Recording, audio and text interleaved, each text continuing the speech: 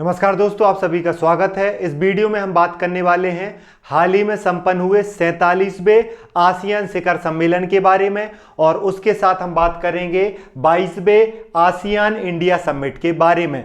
इसमें क्या क्या महत्वपूर्ण चीजें हुई उसके बारे में जानेंगे। आयोजन कहाँ किया गया, थीम क्या थी और उससे जुड़ी महत्वपूर्ण घोषणाएं क्या रहीं, इस वीडियो में सरल और आसान भाषा में बताऊंगा।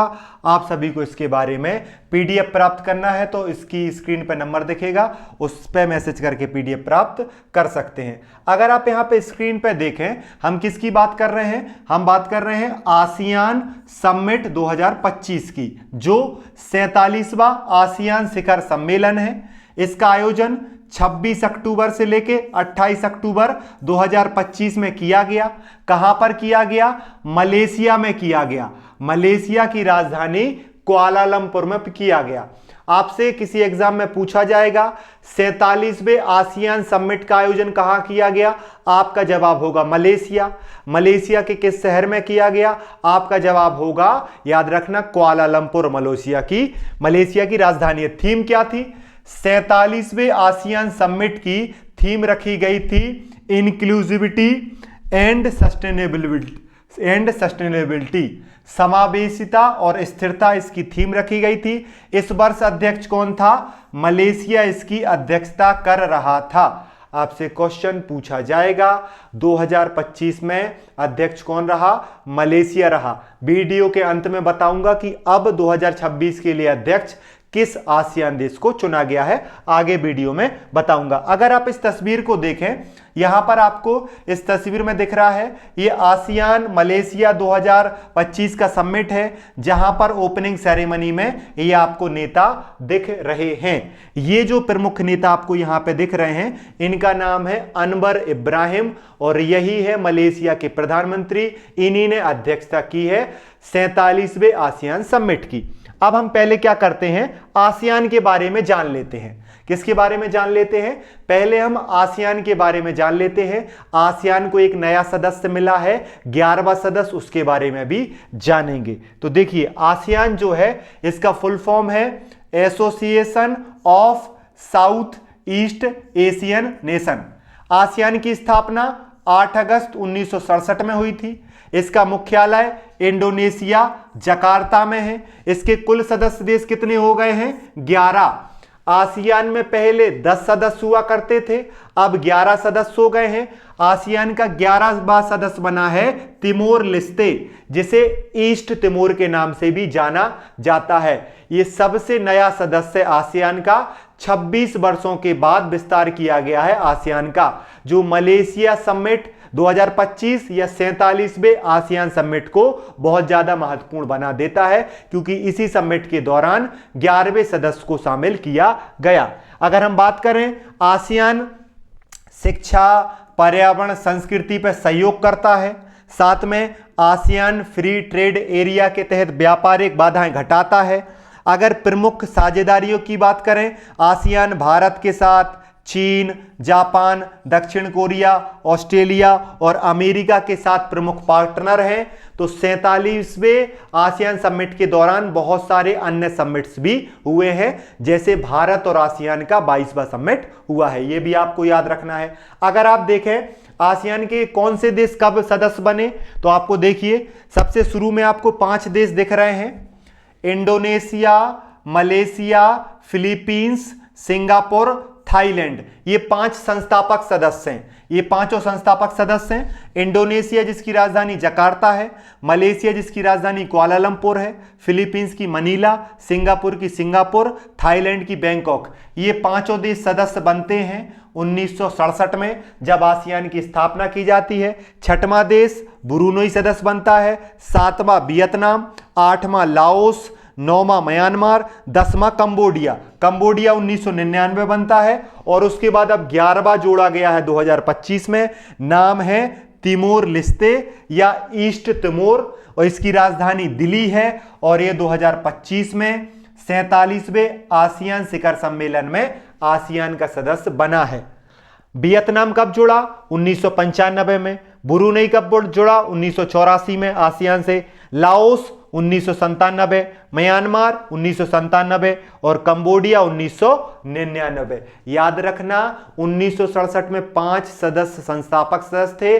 छठवां ब्रुनेई 1984 में, 7वां वियतनाम 1995 में, 8वां लाओस 1997 में, 9वां म्यांमार 1997 में, 10वां कंबोडिया 1999 में और 2025 में ईस्ट तिमोर आसियान का 11वां देश बना है।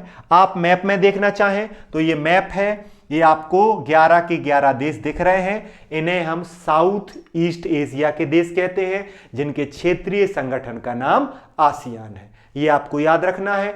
और इसी आसियान का 47वां समिट मलेशिया में हुआ है, ये आपको याद रखना है। नया सदस्य कौन सा जुड़ा है?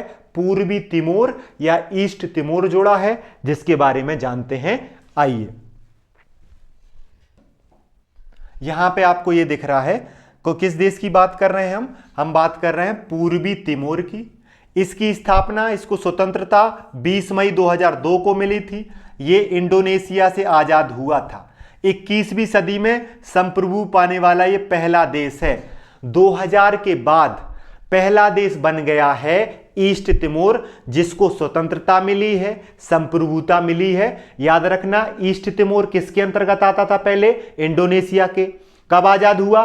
2002 में। राजधानी क्या है? दिल्ली इसकी जो है राजधानी है। तिमोर द्वीप के उत्तरी तट पर स्थित है दिल्ली। याद रखना, हमारा दिल्ली है, ये दिल्ली है, इसे दिल्ली बोला जाता है। लगभग 14 लाख लोग ईस्ट तिमोर में रहते हैं। अधिकांश जनसंख्या रोमन कैथोलिक ईसाई धर्म को फॉलो करती है। आधिकारिक भाषाओं में तेतुम भाषा और पुर्तगाली भाषा है। इंडोनेशिया इसकी सहायक भाषा है। तेल और गैस पर जीडीपी चलती है और यहां पर कॉफी का उत्पादन भी किया जाता है। ईस्ट तिमोर में जो है ऑयल निकाला जाता है और कॉफी का उत्पादन किया जाता है, इस पर ही इसकी अर्थव्यवस्था चलती है। अगर बात करें तो यहां पर यूएस डॉलर करेंसी के रूप में चलता है और स्थानीय सिक्का सेंटोबा, स्थानीय क्वाइन है ईस्ट तिमोर का सेंटोबा। ये याद रखना, या तो क्वाइन या करेंसी। करेंसी क्या है? US dollar. सिक्का कौन सा है? सेंटोबा। किस देश की बात कर रहे हैं? ईस्ट तिमोर की। ईस्ट तिमोर एशिया का एक नया देश है। और याद रखना, यहां पर एक माउंट रेमुलो करके एक पहाड़ी है जो फेमस मानी जाती है, टूरिज्म के लिए महत्वपूर्ण स्थान है। ईस्ट तिमोर की अगर आप लोकेशन देखेंगे तो आपको मैप में, अगर ये लोकेशन आप देखेंगे तो आपको यहां पर दिखेगा ईस्ट तिमोर जो है आपको यहां पर दिख रहा है, एक द्वीपीय देश है और ये इंडोनेशिया के साउथ में स्थित है। इंडोनेशिया के साउथ में इंडियन ओशियन में स्थित है एक आइलैंड कंट्री जिसका नाम है ईस्ट तिमोर, जिसकी राजधानी दिल्ली है, जिसे 2002 में स्वतंत्रता मिली थी। इंडोनेशिया से स्वतंत्र हुआ था। 2025 में चर्चा में है क्योंकि ये आसियान का 11वां सदस्य बना है। कब बना है उसी चीज को जान लेते हैं। यह बना है 47वें आसियान शिखर सम्मेलन में। इसमें क्या किया गया है? 26 वर्षों के बाद आसियान का विस्तार किया गया है और ईस्ट तिमोर को 11वें सदस्य के रूप में मान्यता दी गई है। यह कदम दक्षिण पूर्व एशिया आसियान की एकीकृत पहचान के लिए मजबूत करता है और एक छोटे देश से देश को मान्यता देकर उसकी बरसों पुरानी ख्वाहिश को क्या कर देता है? पूरा कर देता है। 47वें आसियान शिखर सम्मेलन में आसियान 1+ समिट भी हुआ, आसियान 1+3 समिट भी हुआ, पूर्वी एशिया शिखर सम्मेलन EAS भी हुआ, आसियान UN शिखर सम्मेलन भी हुआ, आसियान न्यूजीलैंड स्मारक बैठक भी हुई और RCEP की बैठक भी हुई। इस वजह से इसे कहा गया ASEAN and summits of summit. Other summit में इसमें आयोजन किए गए और भारत भी इसमें शामिल रहा। कौन से के तहत? India ASEAN 22 second summit. ये आपको याद रखना है। इसमें 47वें में डोनाल्ड ट्रंप भी पहुंचे, जहां पर उन्होंने 2 आसियान देश कंबोडिया और थाईलैंड की भी समझौता करवाया। प्रधानमंत्री मोदी जी वर्चुअल रूप से जुड़े, ये आपको याद रखना है। और एक खास बात क्या है? अध्यक्षता किसे दी गई है? मलेशिया ने अध्यक्षता जो है वो फिलीपींस को सौंप दी है। तो 2026 के लिए आसियान का अध्यक्ष कौन सा देश रहेगा? फिलीपींस रहेगा, ये आपको याद रखना है। 2025 मलेशिया, 2026 फिलीपींस आसियान का अध्यक्ष देश। अब अगर हम बात करें यहां पे कि भारत और आसियान के बीच क्या घोषणाएं हुई, तो 47वें शिखर सम्मेलन में भारत और आसियान ने समुद्री सहयोग वर्ष घोषित किया है 2026 को। याद रखना, एग्जाम में पूछा जाएगा। आसियान देशों के पास समुद्र है, भारत के पास समुद्र है, इस समुद्र में व्यापार हो सकता है, समुद्र से खनिज संसाधन निकाले जा सकते हैं, समुद्र में कूटनीतिक चीजों को बैलेंस किया जा सकता है। इसी सहयोग को आगे बढ़ाने के लिए भारत और आसियान ने वर्ष 2026 को समुद्री सहयोग वर्ष घोषित किया है, ये याद रखना है। इसका उद्देश्य समुद्री सुरक्षा, ब्लू इकोनॉमी, आपदा प्रबंधन और मैरीटाइम कनेक्टिविटी को मजबूत करना है।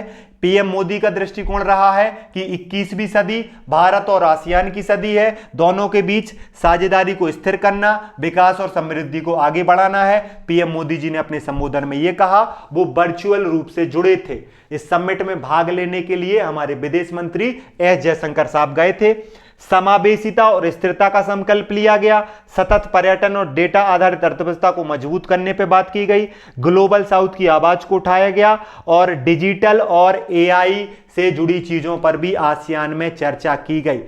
क्षेत्र में शांति स्थापित की जाए, क्षेत्र का विकास किया जाए, अर्थव्यवस्था को मजबूत किया जाए, तकनीक के साथ आगे बढ़ा जाए, इन सब चीजों पे आसियान में चर्चा हुई। और भारत और आसियान के संबंधों को मजबूत करने को लेकर भी चर्चा हुई, ये भी आपको याद रखना है।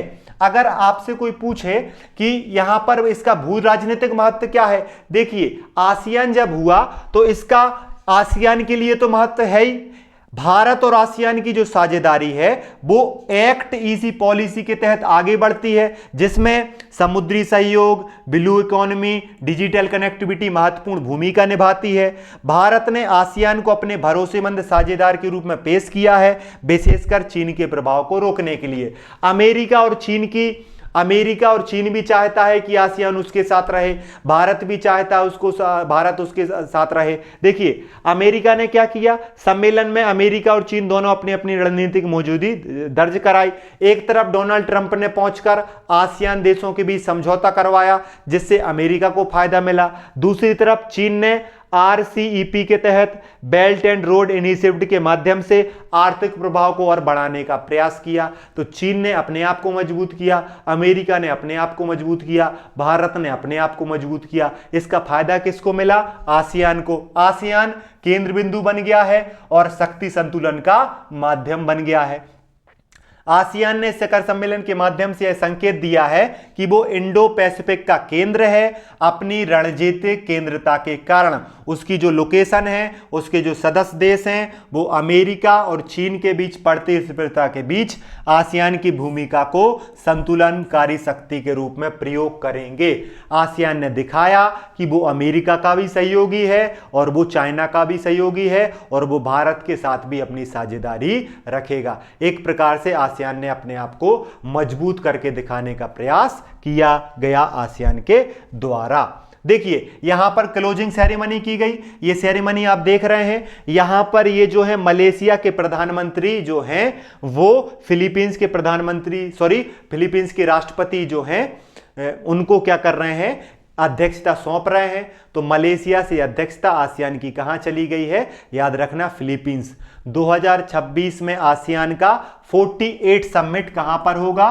48 समिट जो है आसियान का वो फिलीपींस में होगा, ये आपको याद रखना है। अगर 47वें की बात करें तो 47वां शिखर सम्मेलन एक राजनयिक आयोजन नहीं था, बल्कि ये एशिया की बदलती भू राजनीतिक संरचना का प्रतीक था। यह सम्मेलन संतुलनकारी शक्ति के रूप में, समावेशी विकास के रूप में और भारत जैसे उभरते साझेदारों के लिए क्षेत्रीय प्रवेश द्वार के रूप में स्थापित करने के रूप में देखा जा सकता है। आपको वीडियो कैसा लगा आप कमेंट करके जरूर बताएं। पीडीएफ प्राप्त करने के लिए इस नंबर पर मैसेज करें। वीडियो यहां तक देखने के लिए धन्यवाद। पढ़ते रहिए, मुस्कुराते रहिए और अपना ध्यान रखिए। जय हिंद, जय भारत।